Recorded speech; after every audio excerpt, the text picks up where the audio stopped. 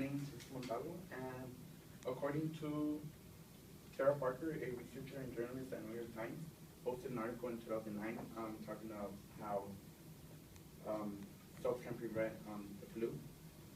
It showed that about 70% of people only about 70% of the people wash their hands after coming out of the restroom, and 30% don't.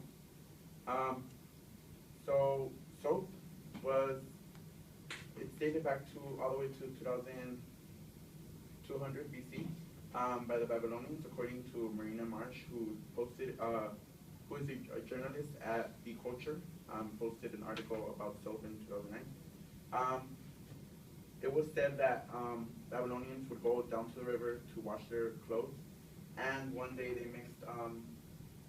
mixed animal fats with ashes and started rubbing them against their clothes and everything, and then they saw how it would actually clean them. So I actually got to make soap back in sophomore in high school. I was asked to either take a final exam or do a project. I obviously chose a project. My teacher chose groups randomly, and then she assigned everyone a different subject and topic. So then I actually got how to make soap. And soap is used in our everyday life. I hope everyone uses it. It helps us prevent illnesses and prevent from getting the flu. So today I'll explain how to make soap, the actual process of it, the ingredients used, the process, and the final details. So I'll explain the ingredients. The ingredients, you're supposed to use 24 ounces of coconut oil, 38 ounces of vegetable shortening, 24 ounces of olive oil, 12 ounces of lime, 32 ounces of water, and if you want, 4 ounces of your favorite essential oil. All these ingredients could be found at your local store. We went to Trader Joe's, which was the most convenient one. You would also need other supplies such as goggles, gloves, apron, measuring cups, mixing bowl, and thermometer. Next, I will start talking about mixing the ingredients. Mixing lye. Lye is very, very dangerous. You always have to use gloves and goggles when using it. So you would have to measure 32 ounces. First, you measure 32 ounces of water and add it to a steel pot, and only to a steel pot, because if you actually mix lye into a different type of pot, it will cause later poisoning. So lye is really, really hard to find because it is dangerous. Once it comes to contact with your skin, it will burn you. So you use a scale then, and you mix 12 ounces of lye, and then you add the lye to the water, because if you add the water to the lye, it could cause a reaction. Then you put your pot over the stove at medium level, and you let it heat, and you start stirring it until it dissolves. And once it starts heating up, do not breathe in the fumes, because it could cause poisoning.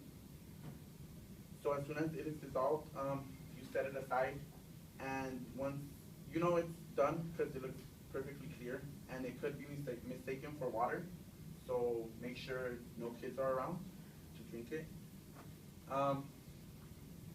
Now I will explain how to mix the oils.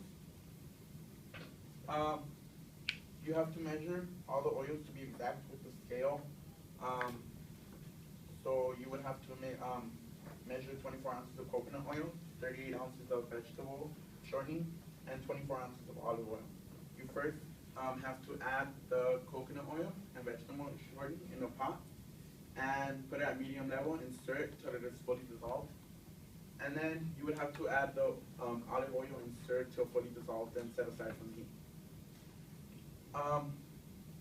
After this is done, you have to use a thermometer and measure the heat on both pots, and make sure they are about 98 to 95. The lye has to be 98 to 95, 95 to 98. And the oil should be the same or a bit lower. And then you would have to add the lye solution into the oils, so it could done perfectly, because if you add it the other way, it doesn't, the process actually slows down, and then it will not harden quicker. So you stir the pot for 15 minutes till you start seeing a trace. So for the mixing, you actually have to use a wooden spoon, and you mix till you start seeing a trace behind your spoon that starts getting thicker. So then after that, you set it aside and you get your mold. Your mold, you could either use a wooden box or a shoe box, and you cover it actually in like wax paper, so it doesn't actually stick to the mold. So this is how your product should look at the end. So you dump it in. We used a shoe box, but right here they used a wooden box. You pour it in the mold, and you should cover your box after that, and wrap it in towels to prevent the heat from coming out. Because if the heat comes out, then it won't harden quick. So then after that, you let it stay for 24 hours, and your product will actually look like this, hard, like that. And then you actually cut them into pieces, but you still can't use your soap till after 3 to 4 weeks. So something with it has to do something with the line that it can't be used till after it sets off or something like that. So that, in conclusion, soap is used in our everyday lives, and it can help prevent illnesses. So I told you guys what ingredients to use, the actual process, and supplies, and the final details. So please do not be that 30% of people who don't wash their hands and use soap.